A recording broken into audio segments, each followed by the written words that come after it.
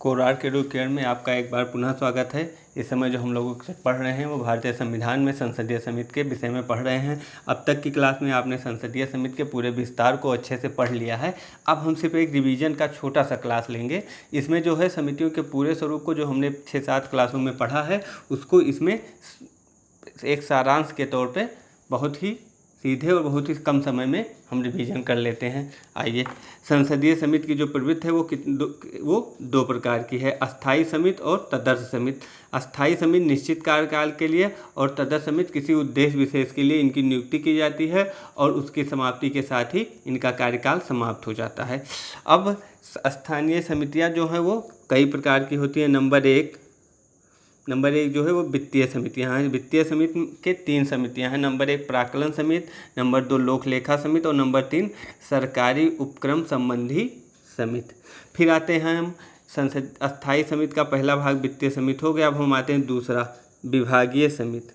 विभागीय समिति ये प्रत्येक विभाग के लिए होता है। इसका पहली बार गठन 1989 में किया गया। प्रारंभ में सिर्फ 3 विभाग थे, बाद में और विभागों में भी समिति गठित किया गया और इससे वर्तमान में 17 विभागीय समितियां हैं।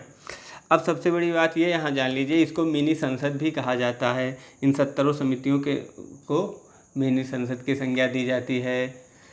फिर तीसरा आता है अस्थायी समिति में ही, तीसरा जो है वो सदन संबंधी समिति।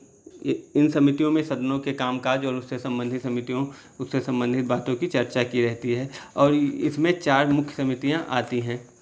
नंबर 1 कार्य मंत्रणा समिति, नंबर 2 गैर सरकारी सदस्यों के विधायकों तथा संकल्पों से संबंधित समिति, नंबर 3 सभा की बैठकों से सदस्यों की अनुपस्थिति संबंधित समिति और नंबर 4 नियम समिति।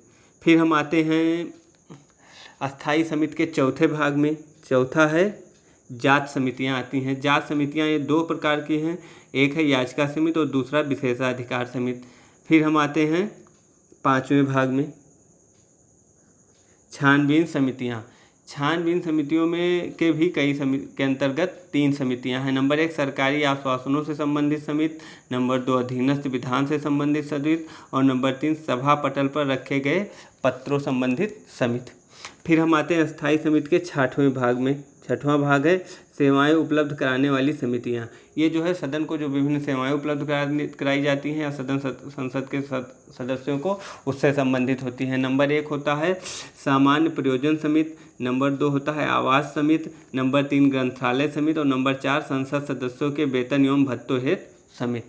तो हम कुल मिला के बहुत ही कम समय में और बहुत ही अच्छे ढंग से अगर चाहें तो संसदीय समिति को एक बार रिवीजन कर सकते हैं। संसदीय समिति 2 प्रकार की, अस्थायी संसदीय समिति और तदर्थ संसदीय समिति। अस्थायी संसदीय समिति को 6 भागों में बांटा गया है, 6 विषय या 6 भागों में बांटा गया है। कौन कौन सा? वित्तीय समितियां, विभागीय समितियां, सदन संबंधी समितियां, जांच समितियां, छानबीन समितियां और सेवा समितियां। इन प्रत्येक समितियों को कई उपभागों में बांटा गया है और इनके कार्य को स्पष्ट किया गया है। बस आज यहीं तक और संसदीय समिति का ये पूरा क्लास समाप्त होता है।